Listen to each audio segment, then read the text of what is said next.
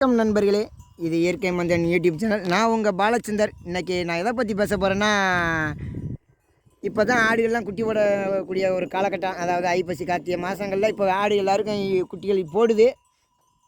இதில் என்னென்னா, இப்போ ஆடுகள் குட்டி போடும்போது சில ஆடுகளுக்கு வந்து இந்த இயற்கையாகவே நான் ஒரு வீடியோவில் சொல்லியிருப்பேன். இந்த மாதிரி ஆடுகள்லாம் கவனைப்புண் மாதிரி வந்து நொண்டுதுன்னு.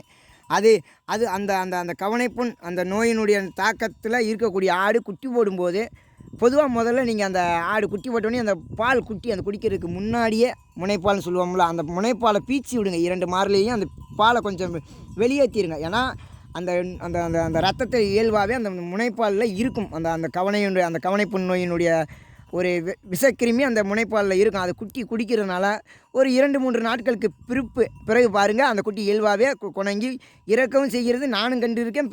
பிற நண்பர்கள் என்று சொல்கிறாங்க, இந்த மாதிரி ஆடு ஈன்றுருக்கு 2 நாள் சென்று 3 நாள் சென்று அந்த குட்டி என்னன்னு தெரியல, வாயில் வாணியாக வடிக்குது, இறந்து போகுது அப்படின்னு சொல்கிறாங்க. இதுக்கு காரணமே முதல்ல அந்த அந்த ஆட்டினுடைய நோயில் அந்த ஆட்டினுடைய கவனையில் இருக்கிற அந்த கிருமியாகப்பட்டது ரத்தத்தில் கலந்து பிறகு அது பால் வழியாக அந்த குட்டிக்கு செல்கிறது. அந்த குட்டிக்கு செல்கிற காரணத்தால் அந்த குட்டியோட உயிரிழப்பு ஏற்படுது. ஆகையால் நீங்கள் ஆடு அதாவது ஈண்டவனையே அந்த குட்டி குடிக்கிறதுக்கு முன்னே அந்த முனைப்பாலை பீச்சி விட்டுட்டு நீங்கள் மறுபடியும் அந்த குட்டியை குடிக்க விடுங்க. அப்படி விடுவதனால முதல் ஆரம்பத்துலேயே அந்த குட்டிகளை காப்பாற்ற முடியும்.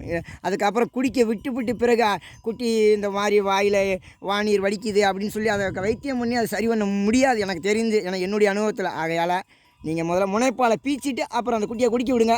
அது ஆடும் நல்லாயிருக்கும், குட்டியும் நல்லாயிருக்கும். நண்பர்களே, அடுத்து ஒரு நல்ல ஒரு கருத்தோடு நான் உங்களை சந்திக்கிறேன். ஒளிப்பதிவிற்கு டிஜேவிற்கு ஒரு நன்றி.